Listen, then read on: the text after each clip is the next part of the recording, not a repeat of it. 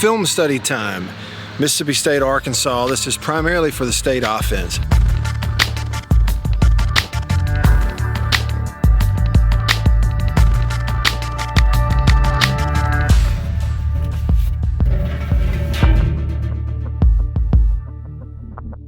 And everybody's talking about rush 3, drop 8, and getting questions about drop 8. People tweeting about dropping 8 in coverage. And I really feel like, it is true, but I feel like people are focusing a lot, well, maybe too much on the scheme and the numbers and zone defense and dropping 8, focusing way more on that instead of what we should be focusing on, and that is, how do you attack it? How do you execute against whatever they're doing? There are no secrets in terms of scheme. There are no schemes that coaches haven't seen or prepared for. So it's all about how you attack it, not about what you're being defended with or what you're attacking it with. Let me show you what I mean. All right off the bat, here's that shallow crosser that wound up being a pick 6 the other way. You watch the play. It's a 5 receiver route, including the back. It's an overthrow on that crosser. Throw it right to the DB, then you got nobody that can run him down on that side of the field. So first points of the game, pick 6 on the first series of the game, and it gave Arkansas a lot of confidence. There's a couple different angles on this. None of them actually show you the whole field, but we'll just take a look at a couple of things. One is that's outside receiver, shallow cross. It's not really mesh. You're kind of getting a deeper in break and then a shallow cross here with a back floating out to be your safety valve.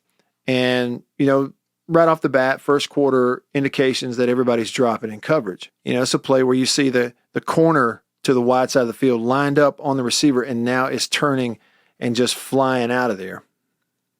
So right here, what I wonder is everybody that is, running some type of underneath route, what are the rules as far as seeing zone coverage where defenders are going to settle in zones and try to cover who comes in there, seeing that and then finding throwing lanes?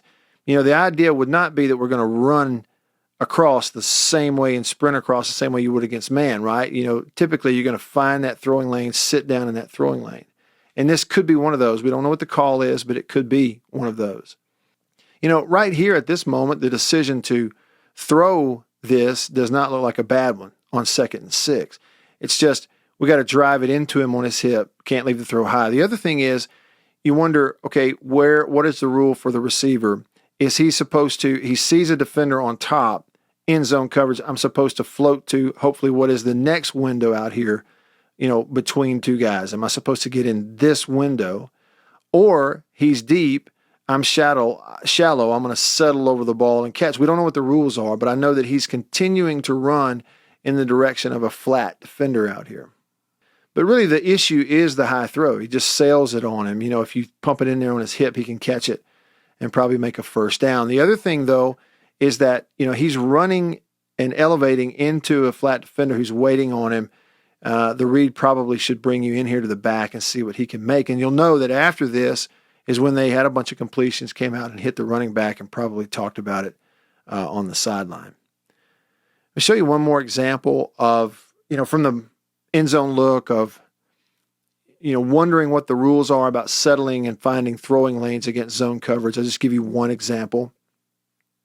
So the receiver who lined up in the slot here, who has gone up to the next level and has that in break, I'd love to know, is it his responsibility to run across even though it's zone, or once he gets behind that first linebacker to settle, and show his hands and give a throwing lane right here between two linebackers? If he continues, he's really going to run into him, and therefore he's got to continue way over here to find a throwing lane on the backside. I don't know what the rule is. I just know that if we get a curl right here, you probably get a completion for a first down. Instead, he's continuing to run, which kind of runs him into zone defenders. But really the high throw is the issue right there, just sails it, which you can't do with dropping defenders in the middle of the field.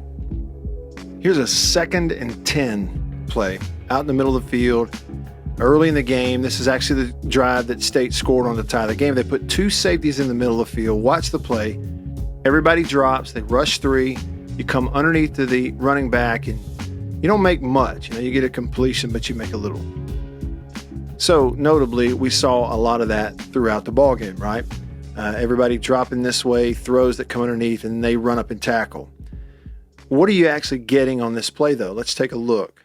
So again, 5 linemen, obviously, they're going to rush 3. So it's 5 versus 3 in pass pro. Everybody else is going to drop. And if you look, they're showing you 2 safeties, but they are very narrow. Okay, so like one's not over here on the hash and the other just off the hash. That's what you would normally get if you're going to get a true cover 2, where each safety is responsible for a deep half of the field. So even on alignment here, as deep as they are off the ball, they're kind of narrow, which gives you the indication that probably they're going to drop everybody, and they are, or rotate out of it to a 3 or something. Instead, it's just going to be 4 deep, cover 4 across and drop everybody in the coverage. So I think the key to the potential of this play is the dropping corners. Both, even though you get safeties in the middle, both corners are dropping, getting as deep as they can to not give up a deep ball on 2nd and 10. So it's up to the quarterback to find a throwing lane. Well, what's State doing on the route? On this particular route, I think what you have is a 4 verticals concept, where you're going to get 4 verticals down the field if you got some form of man, but you don't. You get a deep drop zone. So every vertical then turns into a curl route or a find a lane. If you'll notice, every receiver is going to do the same thing, and that is pull up, because there's defenders over the top. They can't run by. They're going to pull up and find throwing lanes. So watch. The first curl you've gotten is by the slot receiver to the wide side of the field, and he is between 2 dropping linebackers looking for a throwing lane. You even saw him turn his head to try to find it. The problem is they've squeezed him, right? So if they've squeezed him, what's going to happen here if the outside receiver pulls up? This is actually a throw for a first down if it comes out on time and you're on the same page with the receiver, because they've squeezed inside, they've run, he hasn't turned yet.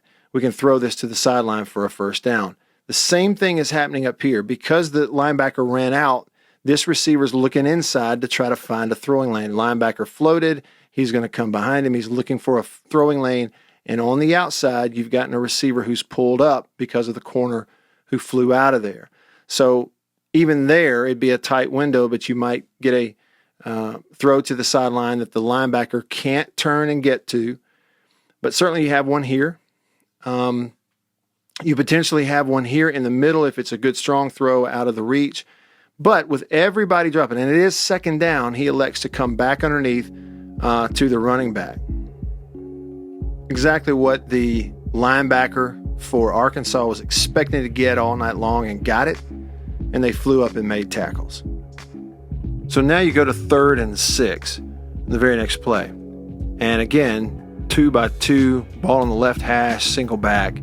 This time it's different. It's a single safety over the ball, or just off over the ball in the middle of the field, way back there playing center field on 3rd and 6. So again, it's an indication there will be, a big drop by the coverage. Let's watch the play. They're going to go slant out. They're going to mesh underneath. He hits the mesh, and you come up short. So let's look at a couple of things here. Again, we talk about continuity and timing.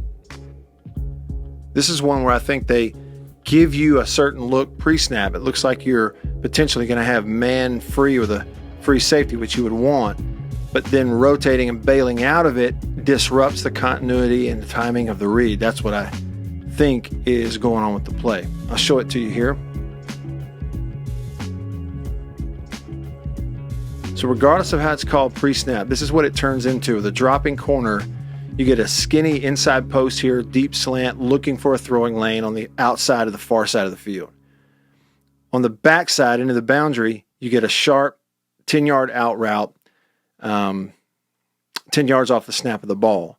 And then, of course, underneath, your 2 slot receivers are meshing over the ball against that zone, right over it. And he knows that. And the back is potentially going to get out as well, which he does. You get 5 out in the route. With bailing corners, it opens throwing lanes, potentially, if you're reading to that side. And his eyes are here somewhere on the right side of the field. You're going to get this in break as he looks for a throwing lane. And on the backside, with the bailing corner up here, you're going to get this outbreak to the sideline, and he's going to be sitting there by himself. He does have an underneath defender, though. Everybody's dropping underneath. You can see right now there's an underneath defender. But take a look as the mesh develops. It looks to me like he is looking at linebackers in the middle of the field. He knows the mesh is coming across on 3rd and 6, a first down throw. I think the out route into the boundary short side of the field is the first down throw. The throwing lane's there. The linebacker, you can get it past the linebacker and complete that ball. But you have a little bit of a protection breakdown right here. He's got one of the 3 rushers coming right in his face, which I think probably muddies the read for him over here to this side just a little bit. He already knows he has the mesh. Now, instead of being able to read in there on that underneath defender and potentially throw a first down to the sideline, I think he's feeling pressure and knows I got to get rid of it to a completion somewhere on 3rd and 6, and unloads it to the mesh as if it are a safety valve almost. And by doing so, you throw him into a defender. They make the tackle, don't break it, and you get caught short of the stick. They converted it on 4th down, but not here on 3rd down. I want to go back and just look one more thing. The top of everybody's route. Again, outbreak with an underneath defender here and mesh coming to that side. I think he's already thinking that side, and if he didn't get pressure, he'd stand in there and read that, probably throw the out route for a first down. Look at the top end here as well against a dropping corner. If he reads the field, and if the ball comes out on time, that's a window. You could stick it in and potentially get a completion as well. If he's reading the wide side of the field, he probably comes to the back. And if it's an accurate throw, you're going to have a lot better chance of him breaking a tackle, maybe getting that first down stick. So again, I think one thing that muddies the read for him as he decides to go backside is the pressure getting inside in his face, and he has to get rid of it. So if it is about how you attack that, zone coverage where they drop 8 defenders and stay deep, it's about how you attack it, not necessarily what you attack it with. Then how do you make it work, right? Well, see, the thing is, the accuracy and the timing on all those underneath throws and in those windows is just as important on those throws as it is, the deep ball against man-to-man. The accuracy and the timing there is just as important. And if you don't have it, you don't make yards after the catch. There's a few bataways. A ball gets tipped, or you make a throw into a window that's not there and you get it picked. Timing, still really important. Against zone coverage when you're throwing curl routes, stop routes, out routes to the sideline. Timing is everything. Let's watch this play. They've got 3 receivers to the wide side of the field on 3rd and 10. You can see the sticks up here. They need 10 yards on 3rd down. They're going to get a curl route and actually complete it, but the timing is a little late, and so you get caught short of the sticks. Now, there's a lot to look at here potentially. The 3rd receiver to the inside is crossing with the backside receiver, the X, doing the same thing, coming across the field underneath. So they're crossing over the ball or meshing. The back is out to this side too. If you'd read into the boundary, you might actually hit him, but they're going to read your eyes and kind of move according to that. So the key here is his read. He sees single high, knows everybody's going to bail. They're only going to rush 3, and he's right. And what you get is inside receiver is going to push like vertical up the hash and then break in. He's looking for a throwing lane in past that first down stick. But his deal is to get 15 plus, looks like to me. An outside receiver is going to trail him, find that zone in between those defenders, and hook up right past the stick. So the outside receiver is going to hook up right past or at the first down stick, which is out here at about the 28, 29 yard line. So that's exactly what happens. So keep your eyes on those 2 outside receivers right there. All right, so he's pushed up. He's about to get in the middle, effective middle safety, and he's looking, finding the zone. You can actually see, if you look closely, you can see his eyes, I think, looking at that nearest defender. I got to be out here on this SEC logo, and that's going to be the throwing lane. Okay, right now, if the ball hits him and he turns, then he catches it and he's got a first down. You see, quarterback is still reading it. He's still looking to see what's going to happen. And I think he may be looking to see what's going to happen here for big play, but regardless, He's got curl open, who's just come open. If the ball is thrown a split second earlier, just as he's about to make his break, and that ball comes in here, it's going to hit him on the break when his head turns, and you got a chance to catch it, get sandwiched, but hit the turf, and you've got a first down. But the ball's not out yet. He's already made the break. So now watch what happens. Two things. Watch him drift, as he's supposed to do, back towards the quarterback. Come back and get the football if you don't have it when you break. So right now, again, he's past the first down stick. Watch him come in underneath it now. See, now the ball has come out just a little bit late. So instead of hitting him on the break, he's had to wait for it, come back to the football, which brings him now beneath the first down marker. And even though it's a completion, he actually catches the ball a good 4 to 5 yards short of the marker. That's how important timing is. If he runs that route, sticks his foot in the ground and looks, and as soon as he looks, the ball's on him, he catches it for a first down. Now he's come back, and now they're going to close on him short of the stick. So timing can be everything. Let me show you one more thing on this. If we go back and look just before his break, again, we talk about importance of protection. Again, right now, really clean pocket. This should be, and I'm sure it will be after film, you're going to see the ball is actually coming out right now. He's stepping. He should be stepping, driving that in there so that when he turns his head, the ball's on him. But you hold it just a little bit, and now you get a leak in protection. He's going to be getting hit by the nose guard as he lets the football go. So considering that, that's a good, strong throw stepping into a defender who's tattooing you, but ball just a little bit late brings him here short of the first down stick on 3rd and 10. Talking about continuity, knowing where the windows are, the experience of that. Watch a freshman, Wally.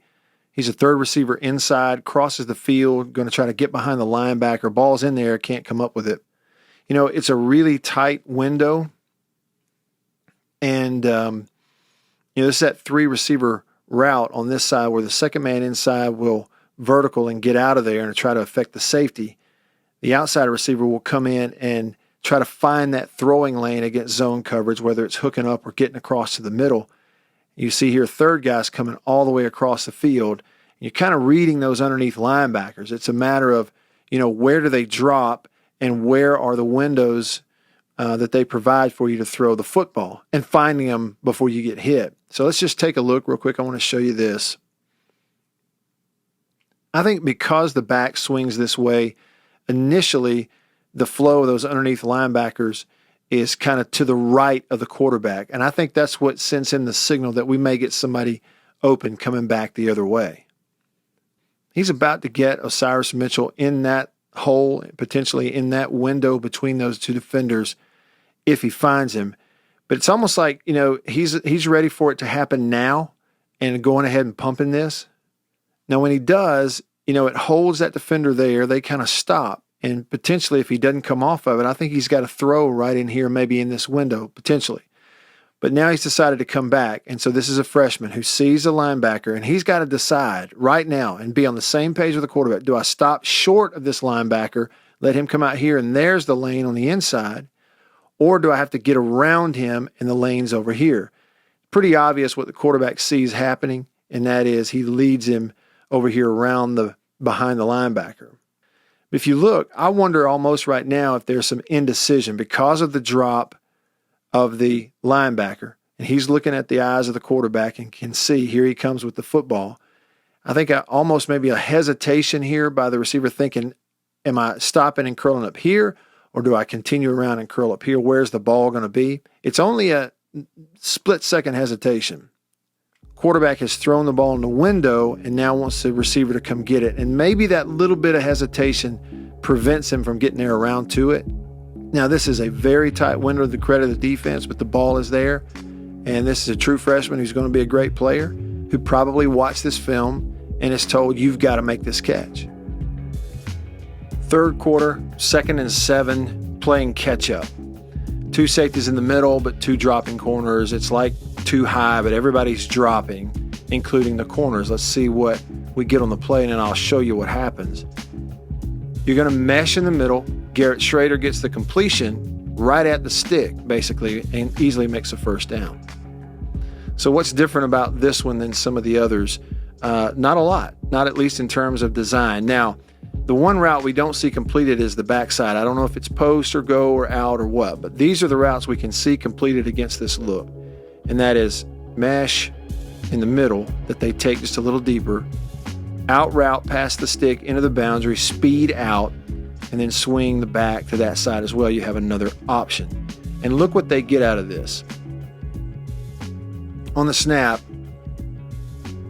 immediately bail out to the backside, bail out to the front side. Safeties basically eliminate themselves from the play just to make sure they don't give up a home run. So 2nd and 7, you're going to come in here and get a first down. But notice this, ball snapped right here at the 27. Instead of, meshing just over the ball, very shallow, this thing's going to get taken just a little farther downfield. They're dropping. We're going to take this crossing route. The timing and the execution is a little farther out. We push it back just a little farther. You see the over the top is a good 5 yards past the snap of the ball. And then that point at about 4 to 5 yards is where Shrader is headed because they've dropped deeper. By doing so, they're dropping on the first down stick. And now he's kind of got that lane to catch the ball and turn up. What they effectively have done here is put a triangle around this one outside flat defender. He cannot defend all three of 1, 2, 3. If you look at it that way, a triangle of receivers all in this area with one defender out there to defend all three. That's got to be a first down if any defense gives you this on 2nd and 7. So what are the options? He's really, I think, in no man's land. If he's got his foot in the ground and drives this football right here to the sideline, I think it's a completion on the out route. I know he's underneath and could make a play, and it's hard for the quarterback to see that, but if there's air under the ball, that could be a first down. I think if you get it to him right now, he's got a chance to hit the sideline, make one guy miss, and go make the first down. But he made the right read. He's looking in the middle. They've dropped. You come here, and as long as it's a throw that doesn't make him stop dead in his tracks, he can kind of comfortably catch an accurate throw and turn up, he's going to beat him for a first down right here. Look at the location of the throw. No struggle. He doesn't have to jump. He doesn't have to bend. It's right on that right shoulder. Just catch and turn and immediately find the first down stick. That's what you're looking for. Now, this is not so much a breakdown of the play as much as it is an example of what you have to do in a game like this. Down 2 scores, second half, people have to start making plays. This is a freshman. So the ball has come out late. I mean, it's 1st and 10. I say it comes out late. He just, kind of read it for a little bit. 1st and 10. Instead of going to the sideline, wants to come underneath and get this automatic completion here. He catches it and gets tackled. It's going to be like it was all night long. You make a 3-yard completion. But this is what more people have to do sometimes if teams are going to drop in coverage. That's 1 and 2 defenders who hit him initially. Here's 3. Here's 4. One of the first guys who hit him is on the ground. I think that's the 5th defender that comes in and misses him, and 1 is finally getting him to the ground with a 6th guy coming in to help. That's what it takes. If they're going to play that way, some guys have to man up and just be a little better after the catch. That's an outstanding run after the catch. Incredible physical effort by a freshman. And this is how it's supposed to look. They're in 3rd and 8, and that 3-receiver combination to the wide side of the field that gives you a couple of guys hooking up in the middle. This is how it's supposed to look. 3rd man inside is getting across and finding a throwing lane here. 2nd man is going to push up that hash and vertical, get out of there or cross the safety, one or the other. And then outside of him, you're going to trail, and then hook up, pass the stick, find the throwing lane between those dropping defenders, and that's exactly what they get. Watch it here first. And the timing is there, and the throw is there. That's the way it's supposed to look. This is a nice job to put your eyes on the other side of the field, hold people where they are. One little shuffle, and then get it out of there on time. Zip. And with that defender, you can see how tight the window is. You know, he's reading you. If you come back here, it's going to be a tight throw. He's going to jump that. But if you get it out on time, it's in that window, a chance to catch it and make yards. Here's an interception to a defender who's lined up on the line of scrimmage on the snap. They're going to fake him on that side. He drops in the throwing lane, and you just kind of throw it right to him. You got a couple of angles on this. First of all, it's a 1st and 10 play. I'd have to go back and look. I don't remember a ton of handoffs on 1st and 10, but there may have been some. I could look in the stats. But regardless, there have been running plays in a zone look, especially they've tried some and been successful some in the game on 4th down. And so right here, they're going to mesh it or belly it. Belly's an old term. It's not the right term. They're going to stick the ball in its belly like a handoff on a play fake. And the hope is that you hold, freeze, or bring up those next level defenders, because we're going to pull it out of here and it's effectively a play action throw. Problem is, defender does not buy it one bit, immediately drops, and I think is looking at eyes of quarterback here. Drops right in the throwing lane. He's trying to get it over his head. And, ball is up. To his credit, he's put the ball up. It's just inside instead of maybe outside on this pylon and really up. That's what you'd want. You see right here, your 6'5" receiver is jumping, but his arms are horizontal. You want him right here jumping over this stick and arms completely extended up to see if you get it out of his reach if you're going to try to fit that in there. Problem is, the inside route, too, is not open, not given any throwing lane. Without seeing what's on the backside of the field, the only thing that might have worked, again, with the way they covered it, would be to flip it around and read the backside. It's a good play on the underneath, but really a mistake to try to fit it in that window. There's not a window there. So as we talk about that from a quarterback standpoint, I think that was one thing in this game is, knowing where the windows are and knowing when a window is closed versus when it's not. If you flip your head and look backside with 1, 2, 3, 4, and 5 defenders in the middle of the field or to the right, is there a chance to flip off this and hit something on the backside? We don't know. I don't know who's on top. I can't see. I just know that, this is one where he watches the film and realizes a window closed on him that he thought was there. And you just have to learn from the film. Long story short, this is what I see. So much is made about, this scheme versus that scheme, air raid and rush 3, drop 8 and zone, man. And just trust me on this. All the coaches know everything. Like, there are no hidden secrets in any of that.